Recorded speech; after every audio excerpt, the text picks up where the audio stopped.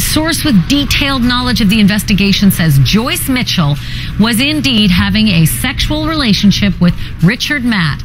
And before that, she was investigated for having an inappropriate relationship with David Sweat. I honestly don't think that she was plan A. There's been a lot of people that said, well, if she didn't show up and got cold feet, they probably went to a plan B. I think she was plan B. When you fall victim to an inmate manipulator, con man, or whatever, your world has changed. You are not in your world anymore outside the prison walls where things are on a moral plane. You do the right thing. You pay your bills. You're faithful to your family and so forth. You are in the inmate's world. And when you go into the inmate's world, anything can happen. Time for what we call the story that might be hard to believe unless it were true. Joyce Mitchell got her first visit in jail today from her husband, Lyle. Here's what her lawyers say they talked about. I haven't talked to her today, but as of late yesterday, she was pretty distraught. You can elaborate on that. I mean, she had a visitor today, her husband, correct? That is correct. Can you explain how that visit went? I don't know. I don't know. I don't know.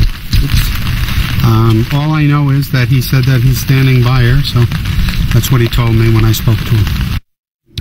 All right, Rolanda, standing by this woman who at best cheated, at worst plotted to kill him. Yeah, I was about to say, I know she was distraught because he walked in there and said, what the? I mean, this is the craziest story. I mean, you can't make this stuff up. But it's either, the girl must either have some platinum moves, Dr. Drew, or, or she is just easily manipulated by people who are behind bars because they're manipulators. And there are these women. We hear about it after all these murderers go to jail, all these women who write them love letters and want to marry them. And what's wrong with you women? I asked that of all. We like bad boys? Is that what it is? No, you like bad boys that are contained in a jar, like in prison. At least you know where they are. They're not on Tinder. See? Right. Have you ever been attracted to a guy in prison? Well, what are we learning today? I used to serve on the Rahway State Prison Lifers group, and there were guys, they're not bad guys, they're just guys who made bad decisions. What? Okay, and so you get to know these guys. No, I didn't have an affair with a guy in the prison. And these two were vicious murderers, okay? They have horrible history. They made bad decisions, Sam. How dare you? Imagine how the husband feels, because I'm trying to put myself in his shoes, and it's like, your wife's cheating on you, and you just hope it's like some rich dude with like abs and the whole deal, and then you're like, well, because no, at least you could like justify it in your own head. It's like, well, look what he's got going on. You're like, my wife's cheating on me with the guy who kills cops and the other guy who dismembers people. Yeah. And they're going airtight on my wife. Here's what pisses me off is I've seen in the comment section and all over Twitter is people are sympathetic towards her. And they do call her a victim because she was manipulated. First of all, I have no sympathy for her. Second of all, if this was a man, everybody would want to vilify that person. And if these two end up killing anybody, hurting anybody, the blood is on her hands. She helped them get out. Emily, any sympathy for this woman? No, not at all. Good. I feel really bad for her husband. Why does he stay? Yeah. Your husband? Yeah.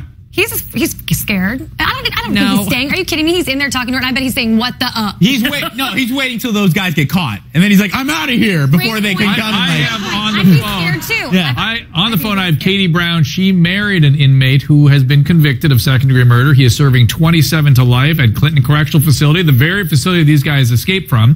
Now, I almost want Rolanda to interview you because she seems to understand why you would choose this guy. But you're attractive. You have a master's degree in a mental health subject. Why this guy? Why somebody in prison?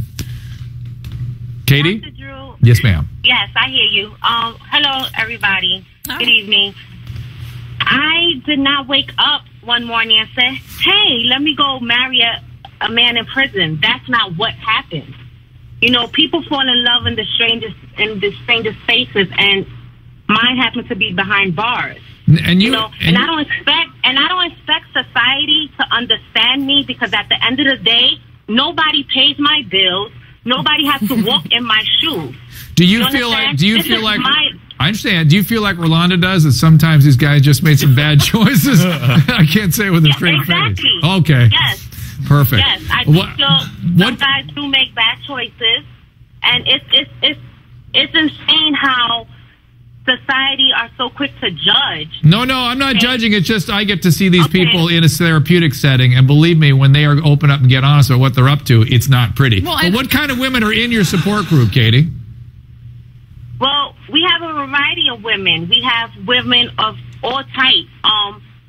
We have women that have doctorate degree. We have women that have GEDs. But that's not the case. The issue is that I'm speaking for my support group. Okay. A lot of women are ashamed.